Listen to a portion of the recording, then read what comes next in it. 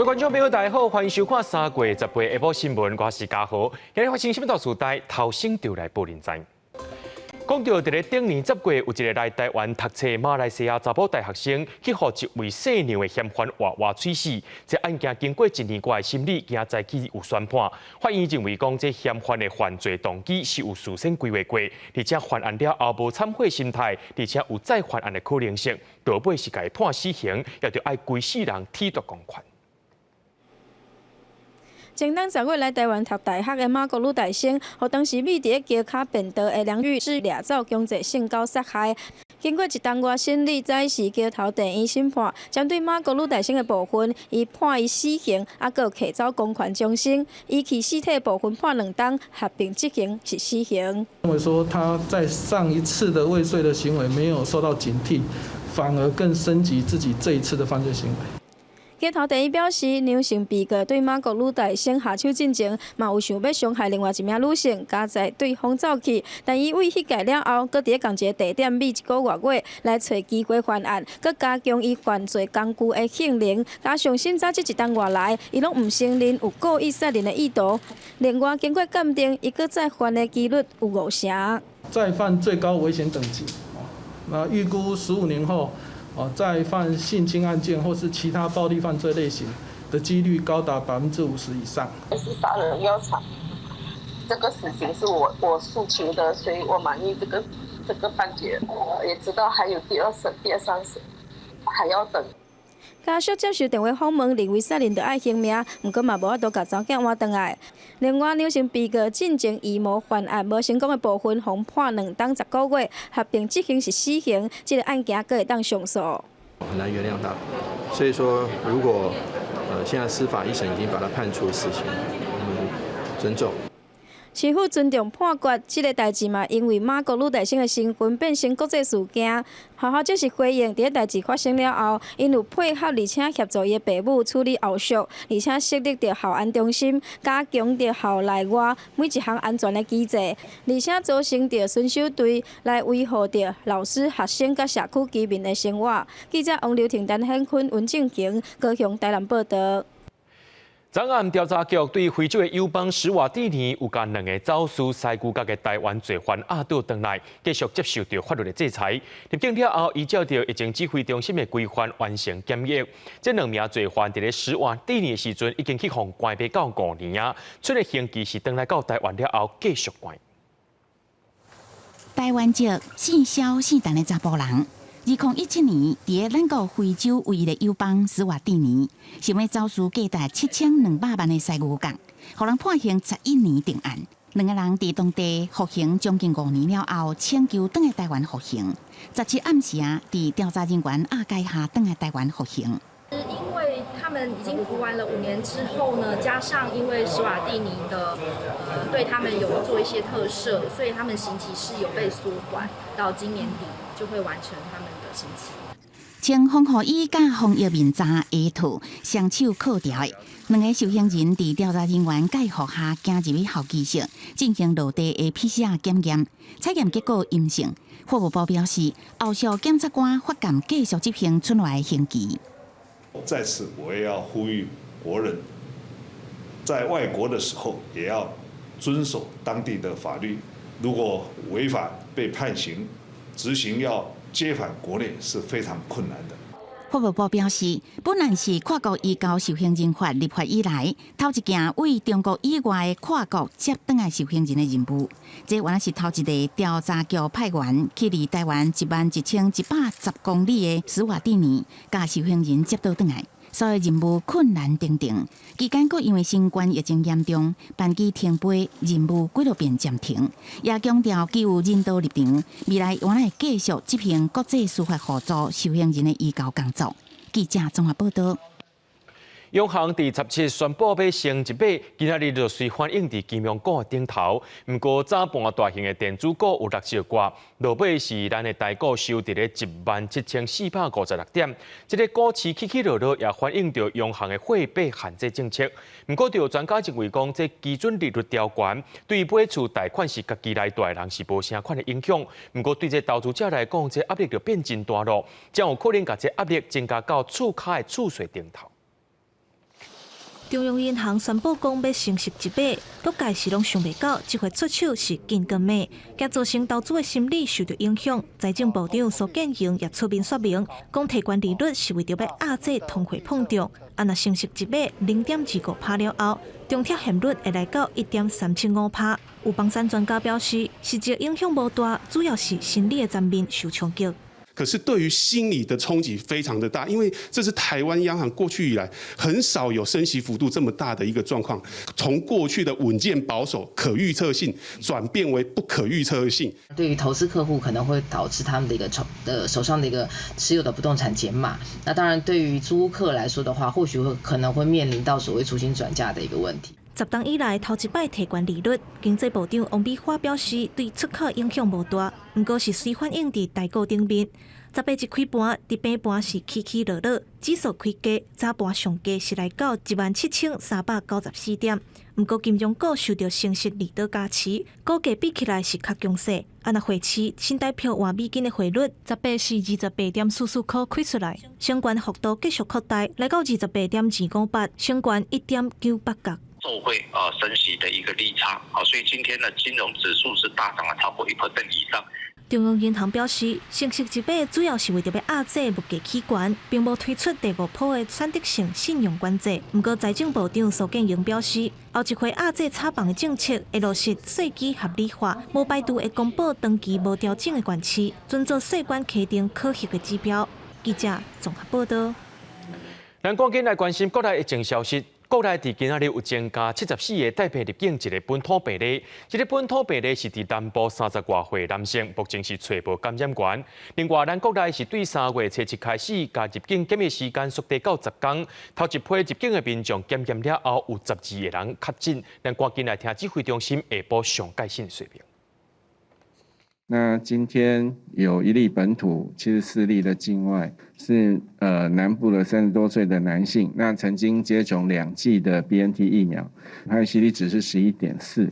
那目前感染源人调查当中，可以直接跟这个接种地的卫生局直接提出申请外，另外也可以到这个我们疾管署的全球资讯网的预防接种出外救济的案件登录网页，可以直接进行登录哈，不需要民众缴纳任何的费用，所以民众只需完成这个填列申请书就可以了。有12例哈，是我们这个3月7号入境的个案哦。那这12例也都是在这个10天的检疫期满前采检阳性，而且都属于无症状采检阳性的个案。政府即马一直鼓励民众爱赶紧去注疫苗，不过这疫苗不良反应通报、甲疫苗受害救济审查，这速度是真慢。目前约过4500案等待审查。卫福部长陈时中表示，审查是重科学证据，听书也着爱特别注意。卫福部有函这专家来做沟通过路，也会赶紧来解释。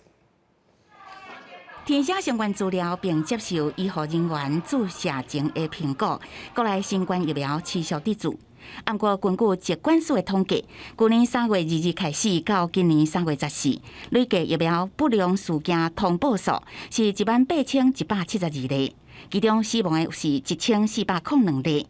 有外界就质疑疫苗注射了后，若做出现不良反应，申请救济资料审查至少都要半年，救济的速度真慢。确实，以家属的心情而言，或个人心情而言，确实会觉得比较慢，但是我们也尽量跟专家来做相关的沟通。那程序上要非常的仔细，因为这有很多的科学的证据。依照疾管署预防注射受害救济，民众注疫苗了后，身体无拄好，也是副作用，头一步爱先就医，再来由病院来诊断是毋是注新冠疫苗引起的。受害民众都要准备好诊断证明书这文件了后，提出申请，再由卫福部预防注射受害救济审议小组伫6个月内审查完。只是目前咱国内新冠疫苗不良反应的通报，也甲注射受害救济审核大塞车，累计也是有4500件等待审查。他几乎每个礼拜都在开会所以我们的速度呢，可能没有办法在短期内把所有的案件都解决。可是我们的速度比起美国、欧洲已经快很多了，所以我想大家有点耐心，因为目前案子确实是蛮多的。不过一般来讲，应该很快都陆陆续续会有答案了。但是中强调，因为新冠疫苗是紧急使用授权的疫苗，注射疫苗了后，受害救济审查要谨慎处理，并由专家做判断。甲国际比较起来，台湾的审查也毋是特别慢，毋过会赶紧改善。记者综合报道。咱的海军伫即几年拢有伫咧争取，要甲美国买 MH60R 的直升机来对抗着中国军舰的威胁。不过有风声讲，美国国务院用无符合无对等作战能力的原则，甲即做理由拒绝甲台湾报价。不过国防部长邱国正在去表示，也未收到美国通知。有学者认为讲，和美国还佫有讨论的空间，建议会当调整国防预算。台美伫即几年军事交流正密切，不过南方对美国的军购案传出有变数。海军司令部已承认3号计划专案含弹药总共340万亿的预算，向美国买12台 MH60R 反舰直升机。不过美国国务院传出讲，以无符合无对称战略原则为理由，忽略国军的要计书。对此，国防部长邱国正讲，也未收到美国的通知。我们既然当初评估要做这个预算编列采购，那就一定有依据嘛。有依据，假如说其他有任何意外原因的话，那也会做一个调整或者一个转换。海军伫咧即几年积极争取采买 MH60R 直升机，具备着强大反舰能力，会当击平水面舰、电子舰、通信中继、搜查一个救援几多项任务，搭载敌亚会飞弹。进行反舰鱼雷等武器系统，还可会当对随咱国现役的水面舰出海，击平随敌的起降，性能是比现役的 S704 反舰直升机好真多。一直在吹嘘了，说目前是历史上关系最好的时候，那为什么需要的军备美国不卖给我们？我想美方对台湾的不对称战力通常都会蛮支持的哈。面对中共的干占，继续伫咧水上走廊进行战场的经营，对台威胁只会愈来愈大。美国怎么反对台湾投资在台性质的武器系统？国军的反舰作战能力是毋是有法度对抗强军，引起大家讨论。它跟国军既有 S 拐动器不同，是发动机的出力。出力大的话，就可以让它在舰艇着舰或离舰的时候，可以耐受更大的海象，也可以吸挂更多的反潜鱼雷，或者是甚至反舰飞弹，执行制海跟水下反制的攻潜作战。学者分析讲，军购案是也未被判死刑，也有沟通的空间，建议调整国防预算。因若新制度到招的第一批是最后一天啊，邱国正认为好也该更加好。不过李伟也点出缺失，自到招到现役军人的实弹射击拢无够。只敢甲倒位射击无符合作战的需求，一个国军的射定舰训练也拢无够，需要赶紧改革。记者综合报道。行政院长苏贞昌进前伫立法院反质询中国国民党的立委蒋万安，国民党认为讲爱把这个袂当反质询的规定列入去法律内面。苏贞昌也口说讲爱用修法来保护立法委员，敢袂伤过两者呢？甚至强调甲官员嘛加草台时代已经过去啊。不过蒋万安也批评讲较侪也无法度暗砍政府无法度处理欠电的问题。又有免责权保护。这样还要修法去保护立法委员，会不会让人家觉得这立法委员太弱了？话讲甲真酸，行政院长苏贞昌进前因为反质询国民党立委蒋万安，也引起争议。国民党团呼吁讲落实官员袂当反质询入法。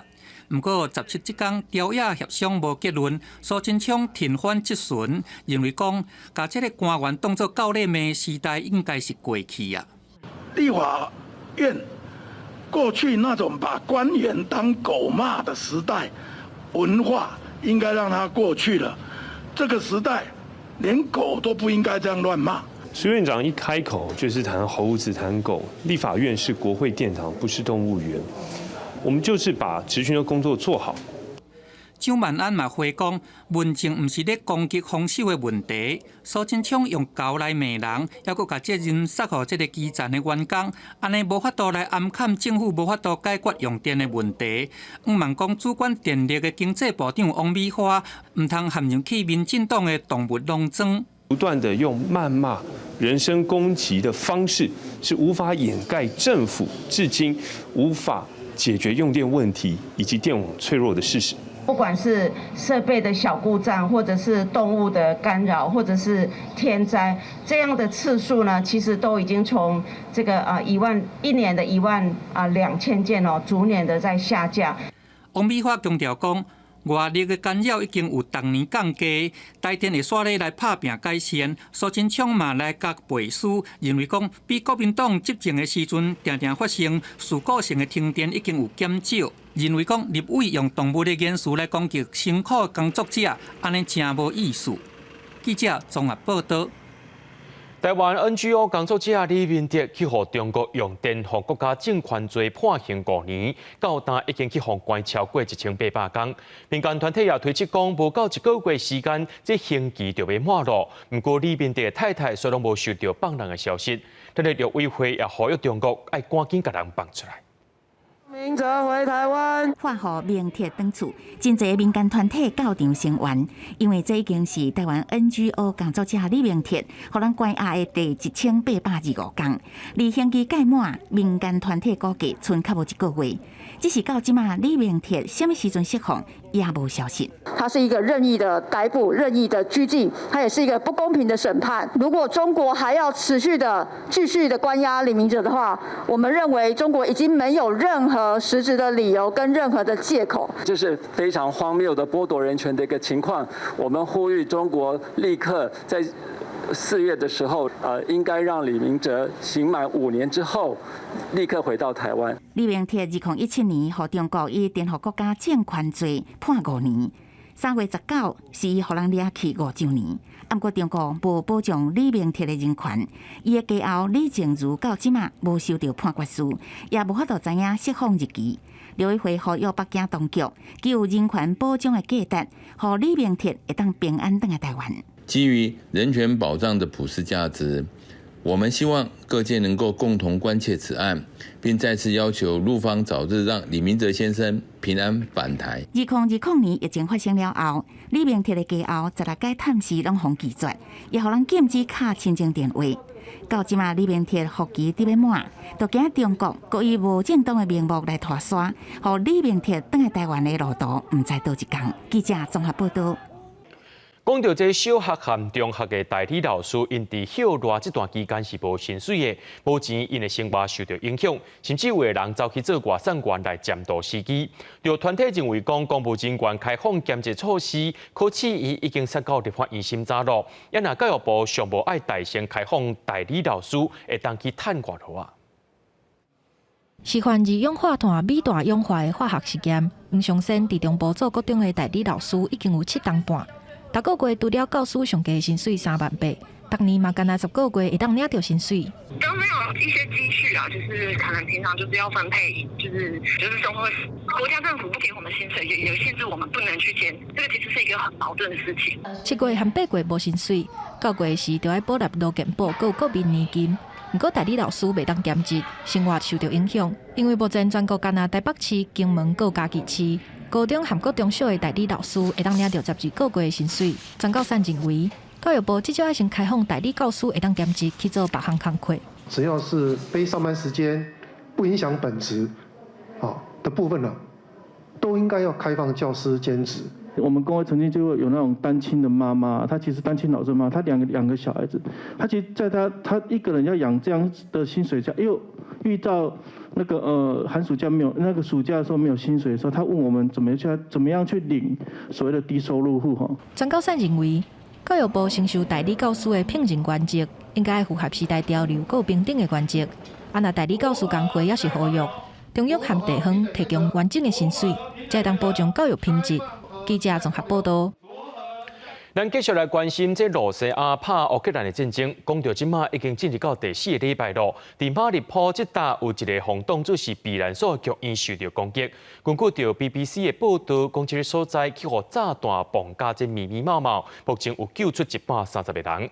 另外，伫咧北部的一个城市或者是切尔尼戈夫受到空袭，16到今已经有53个人死亡。讲到这场战争也造成欧洲新的难民危机，亲像捷克因也宣布讲，因会当负担的部分已经尽崩啊，无法度再接受乌克兰的难民。支付17案，有一座村屋被轰炸了后捣毁，消防队赶来拍火。根据卫星影像，东部城市沃尔诺瓦哈、北部城市切尔尼戈夫、东北部的第二大城哈尔科夫，大部分的范围拢已经被破坏。另外，南部的重要港市马里波比围城，一座被当作避难所的剧院，被轰炸了规拢倒去，伤亡人数也阁无清楚。敦内此刻前任首长塔鲁达讲，轰炸发生迄当阵内面有1300人。这天俄罗斯搁再强调，因的要求真简单。Дискуссии ведутся по военным, политическим и гуманитарным аспектам. Требования России предельно простые и понятны. Они вытекают из целей и задач специальной военной операции. Мы надеемся, что Киеву все же придет представители киевского режима, тем быстрее завершится специальная военная операция. 俄乌战争第4礼拜，俄军虽然瓦郡首都基辅，严过到即马也无退落。西方的官员讲，若是地面的局势无发生重大变化，俄乌战争可能是平手。乌克兰总统泽连斯基伫咧德国国会视讯演讲时阵讲，俄国入侵和欧洲中心各起一道墙。Поки що не всі помічаєте, але ви ніби знов за стіною. Так, не берлінською, але посеред Європи. Між свободою і неволею. І стіна ця міцніше. 俄羅斯對烏克蘭發動戰爭，8月組織為了要加強伊當兵嘅安全，英國國防大臣華勒斯17日訪問華沙時陣講，會伫咧波蘭波斯添多陸基航空飛彈系統。As Poland carries much of the burden of the consequence of this war and stands tall and brave to stand up to the threats from Russia. 戰爭也引起歐洲新一波嘅難民危機。捷克講未閣再接受獨立嘅烏克蘭百姓。自戰爭以來，有差不多27萬位來自烏克蘭嘅百姓進入捷克。當局講政府已經無資源啦。公司新聞吳文玲報道。經濟合作及發展組織 OECD 17提出報告，講這羅西亞入侵烏克蘭戰爭會讓未來一年全球經濟成長減少100%以上。若準這戰爭無停歇，會讓羅西亞繼續凄慘落魄，造成全世界消費者物價通貨膨脹超過2%。另外，因為央行第17日決議要升1倍，來對抗這10年來上界嚴重的通貨膨脹。俄烏戰爭繼續，全世界經濟面臨危機。經濟合作及發展組織 OECD 第17提出報告講，這場戰爭會讓未來一年嘅全世界經濟成長減少100%以上。Where GDP growth could be 1 percentage point lower than otherwise over the next year, and the euro area growth close to 1.5 percentage point lower. Inflation could be over 2 percentage point higher for the world and for the euro area. OECD 講，因為歐洲正依靠來自俄羅斯嘅能源，所以對歐元區經濟負面嘅影響更加大。對美國嘅影響是相對較細。OECD 也講，影響嘅程度主要是要看戰爭時間嘅長短。Together, Ukraine and Russia represent less than 3% of the global trade, and hold less than 2% of the total global foreign direct investment stock. However, some countries and some sectors are relatively more exposed. OECD 也警告講，若是俄羅斯甲烏克蘭嘅小麥出口完全攏停落，會大幅度增加產值加饑荒嘅風險。是那伫咧中國嘅消費者通膨指數就到7.2%，創25年來嘅新高。原物料起真濟，業者只好反映伫咧計數。Με τον πόλεμο που γίνει στην Ουκρανία θα έχουμε μεγάλες αυξήσεις στην πρώτη ύλη μας. Έτσι και εμείς θα αναγκαστούμε να μετεκλείσουμε τις τιμές στο προϊόν. Άρα ο καταναλωτής θα έχει μεγάλο πρόβλημα. 面對通膨嘅壓力 ，OECD 講各國央行會將重點放喺咧貨幣政策嘅正常化，並且喺咧出現重大壓力時陣進行必要嘅監護，來保持金融市場正常運作。喺美國聯準會宣布升息1碼了，英國央行甲英格蘭銀行也有過。世界通膨率會到8%左右，所以17日決議升息1碼到0.75%，主要是連續第3遍升息，來對抗幾多10年來上嚴重嘅通膨危機。公司新聞李維林報道。在咧美國德州有一個13歲囡仔，伊無駕照走去偷賽車，摔撞到對向去，甲一台箱仔車燒亡，包含這囡仔在內，計共有9個人死亡。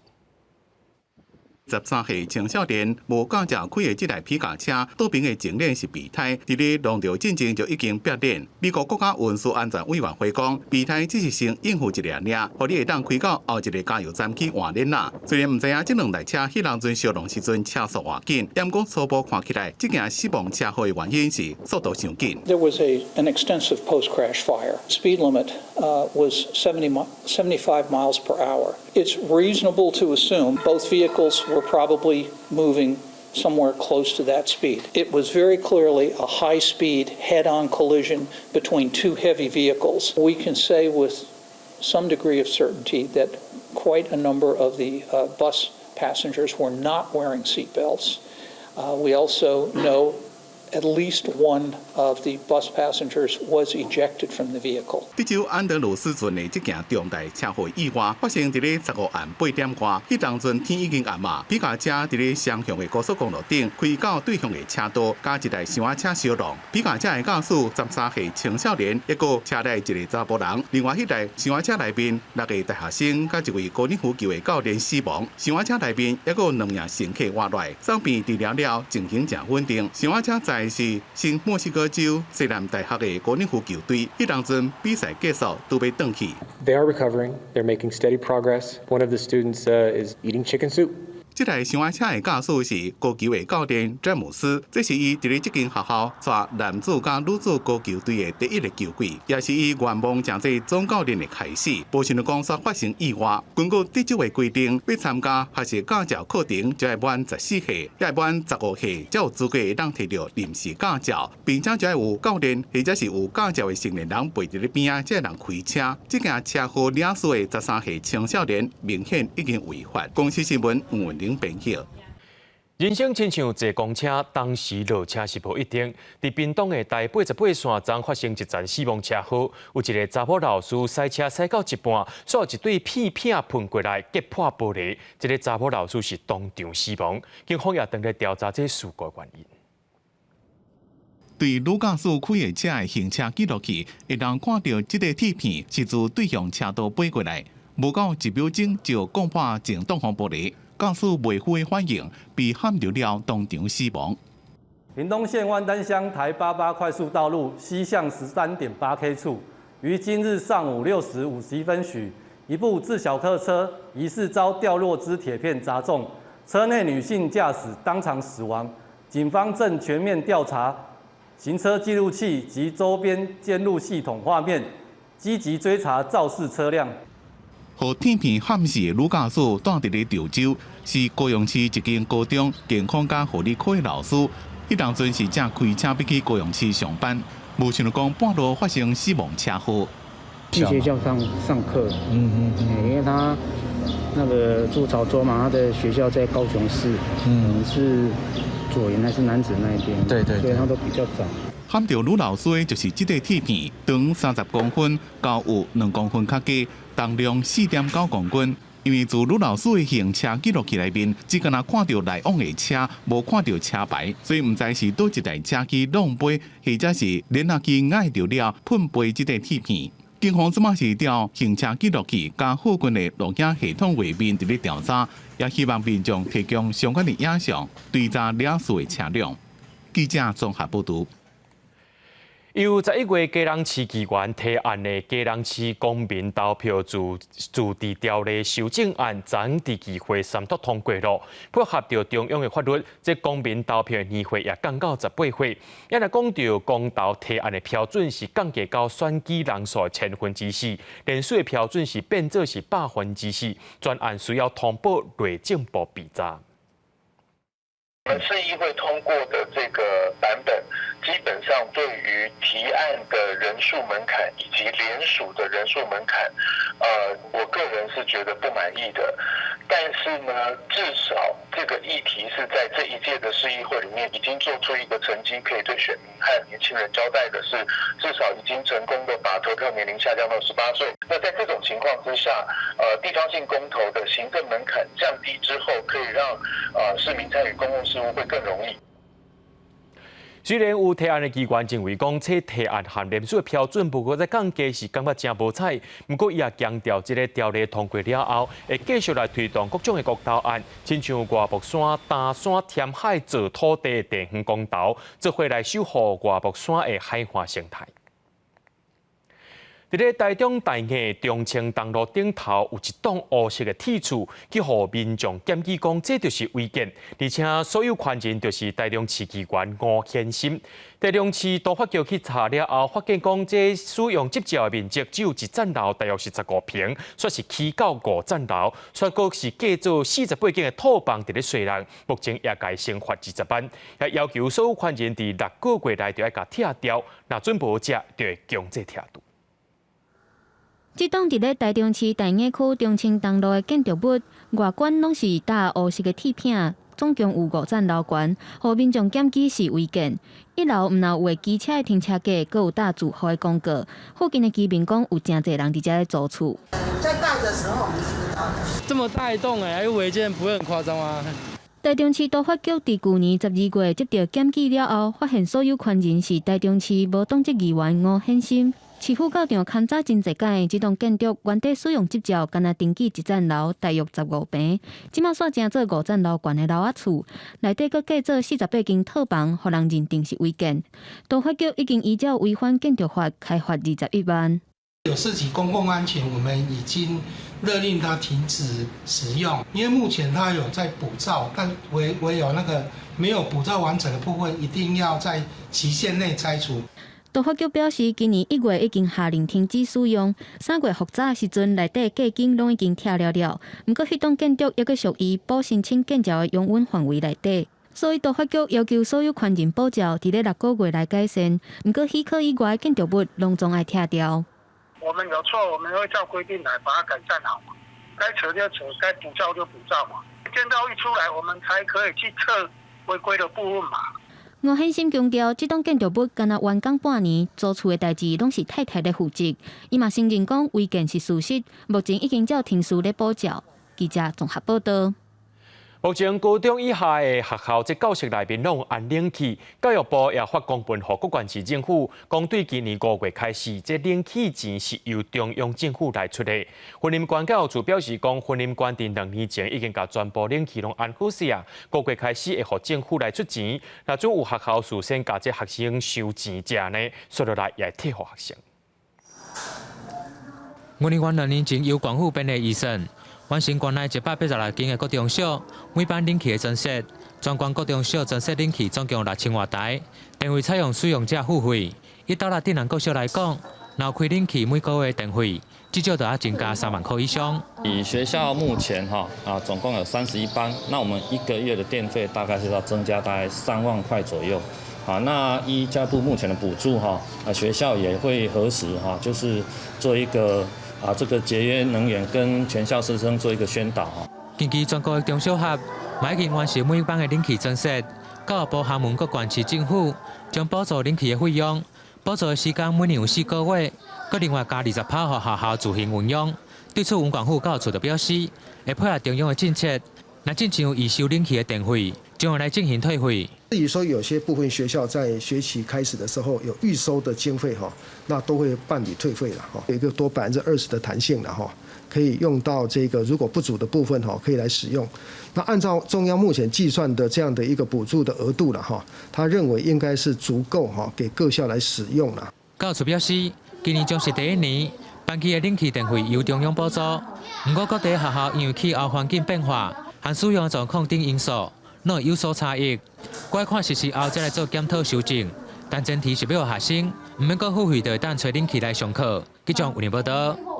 伫咧台南市区内面，这班机火是开甲满街路，水是真水啦。不过这班机火名啊，却是硬飞。台南市工务局本地是要用无人机除油的方式来解决，所以因为有安全记录，目前先暂停，继续用传统的人工来喷油啊。台南市区侪厝班机火开火，火样的花蕊是真美的画面。不过火贵落火了后的面仔问题，嘛，互民众是提早来烦恼。趁现在我觉得果实还没有开花，那我们赶快可以政府这边想个办法，赶快把那个果实先处理掉，不然等到5月的季节的时候，它变成白色的话，棉絮出来的时候，那就更难处理了。民众烦恼不是无原因，过去班机花贵了后的景象，去用叫做4月衰的班机花的物仔伫空中飞来飞去。游客讲这是人类的落雪景点，但是对于住户来讲，煞是真困扰。伊今年敢无叫首次规划用无人机来取代，就是看准过去应用伫农产顶面，毋那这新能力范围嘛较大较宽，但是还未正式上路，就去予顶级以药物的安全顾虑要求重新来评估。当然，如果说药物上面的话，我有对人有造成一些不适当，换别的方法，或者是说再改别的另外的比较对人体比较不会有影响的药物。未来我们无人机在试做的时候，第一个会申请合法的空域来做这无人机的使用。那第二个呢，就是说在地面的部分，我们也会做人车的管制。但是，敢无叫新路将会搁再评估。虽然无人机伫大范围内的区域喷药，甲伫市区内面人员移动频繁的环境施作，影响的条件无同。不过，敢无叫嘛新路会搁再评估药物。目前，人工的喷药嘛会持续来进行。记者郑混淡报道。台南嘉义的延平社区较早是有一个汤铺，即马社区的甘蔗叶特别大出货，为着要带动这地方的观光产业，因着举办体验的小旅行，那后民众会当家己炒乌糖，也了解到做糖的知识，带大家登到农村的生活。甲拄采收的甘蔗加做汁，掺伫一鼎香港公的乌糖内底，这是台南嘉义延平社区的制糖体验活动。延平社区为200多年前就开始大量种甘蔗，有台南糖乡的称号。即马嘛靠农村再生，让在地糖埔变成食农教育的基地。嘉里延平社区在200多年前就有这个制糖做甘蔗了哈，那用糖布来发展他们的制糖产业。那台南市政府农业局最近几年针对我们的包装设计的部分，包括花生糖、芝麻糖以及手工黑糖的部分，我们都有做一些包装设计的提升，那提供那个提升产品的一个附加价值啦。每一当若到甘蔗收成期，延平社区拢会推出农村体验的小旅行，那会当互民众更较了解制糖的知识，嘛会使互因体会其中趣味的所在。我们的农村小旅游最主要来到我们社区就是体验做糖，那另外还有做爆浆馒头，还是做菜粿，另外还有一种歌岭的体验热门的2大项就是做糖甲歌岭的文化体验。甲制糖文化甲农村的体验活动绑做伙，成功甲地方的产业经济发展起来。看游客家己炒乌糖拢笑眯眯。这个社区内底，毋但空气是香的，连大家心内拢是甜蜜蜜的。记者综合报道。台湾农业人口老化欠工的问题是愈来愈严重，特别是要到收成的时阵，只是定找无骹手。农民也希望讲政府赶紧来斗相共，解决掉农业欠工的问题。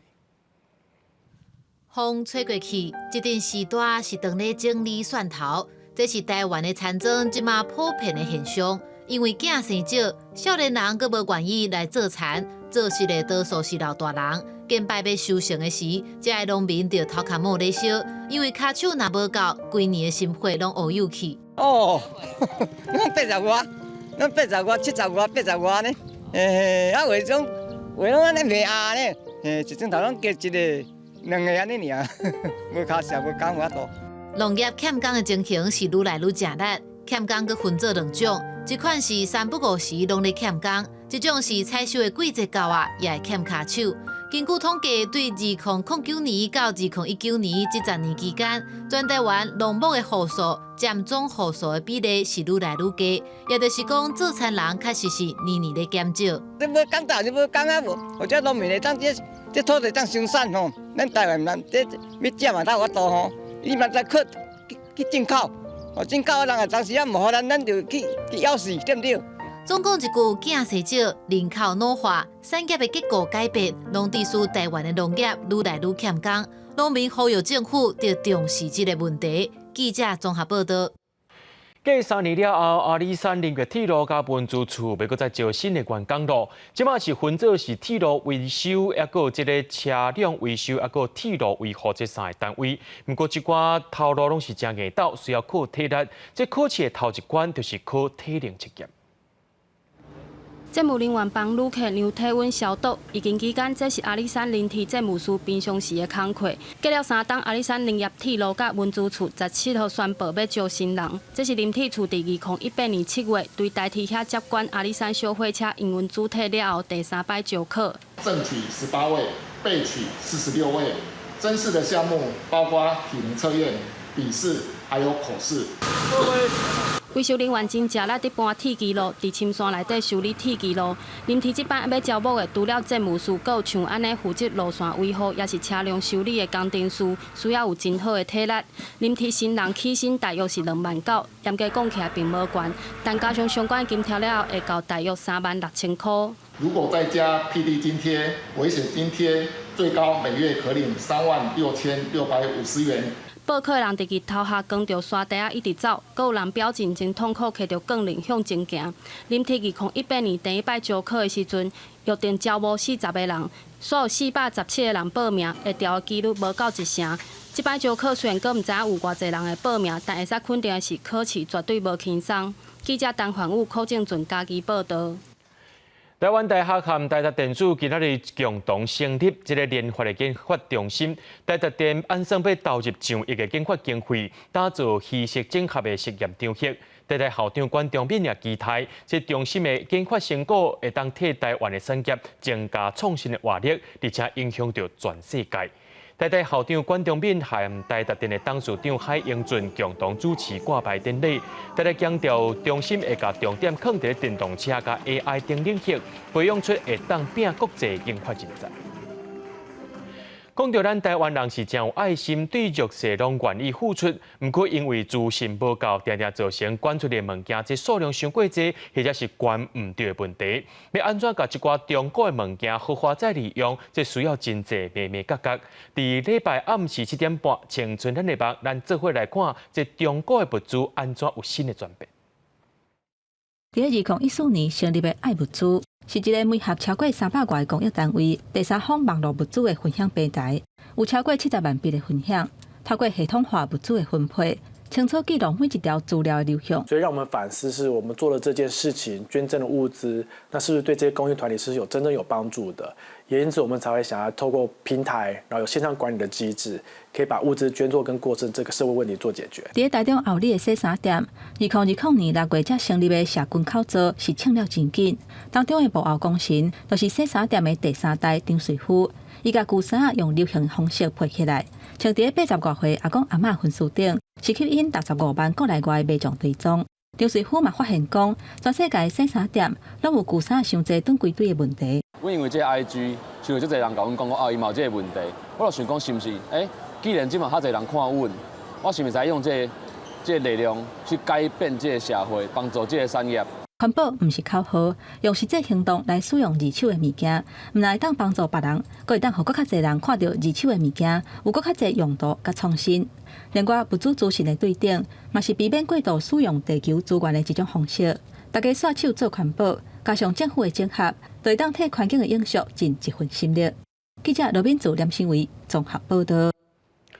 欧洲国家匈牙利因的铁路系统是真发达，这内面有100年历史的涂炭火车。不过目前这匈牙利只剩一间伫咧修理涂炭火车的维修厂，这内面是无够20个师傅，因此靠着对火车的热情，坚持几10年。咱带观众朋友做来看。匈牙利伫咧欧洲的内陆，铁路系统真发达，也是欧洲有上侪旧火车的国家之一。到即马，伫咧怀旧之线，一个人看到用蒸汽机做动力来源的火車伫咧駛，是在地重要嘅觀光資源。Ez egy megszállottság, aki a vasúton dolgozik, főleg az ilyen nem modern mozdonyokon, az valahol a gépészet iránt, a nosztalgia iránt, a múlt iránti szeretetből csinálja. 因為鐵路電氣化，一個即馬大家愈來愈重視環保。蒸汽火車慢慢被淘汰。匈牙利國家鐵路公司喺1984年正式淘汰蒸汽火車。這間維修車廠是即馬國內唯一的一間。Féket csinálta, fékhengereket, sátrat, burkolatot, minden munkának megvoltak a mesterei, úgymond. Tehát feloszlott, maradtunk egy jó páron. 對上興的時陣，工廠內面有1500位維修人員，即馬大部分人都已經退休啊，出無幾個，技術又一工會失傳。Vannak itt olyan kollégák a 13-14 emberből, aki itt tette le a szakmunkás vizsgáját, és azóta is ebben a csarnokban dolgozik. 在疫情發生之前，匈牙利國家鐵路公司當年都會辦50到60座懷舊列車，和鐵路迷來參加，即馬辦處一日檢，連培育教師範的機會都無啊！蒸汽火車不帶領人類開始新的時代。所以維修人員對因是滿懷敬意，因也帶着這份熱情繼續維修，一直做到無法度震動。公司新聞王碧文報道。所以觀眾朋友來關心天氣，講到今仔日東北季風變強，即北部加東北部地區有較涼冷。因為講到東半部加北部山區有的所在是會落地陣雨，其他所在是濟雲到好天。因為講到明仔載即時即東北部地區。即個呢，季風有減較弱，北部甲東北部溫度會小可回升，天氣變化有較大，請民眾要愛特別注意。下半部天氣變化，咱來看各縣市詳細資料。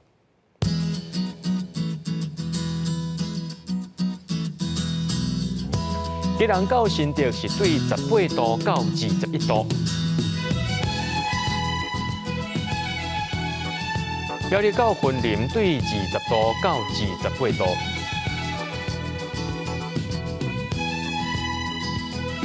嘉義到屏東對24度到31度，宜蘭花蓮台東對21度到27度，平湖金門馬祖對16度到25度。感謝各位觀眾朋友收看今日的下晡新聞，我是嘉豪，咱再會。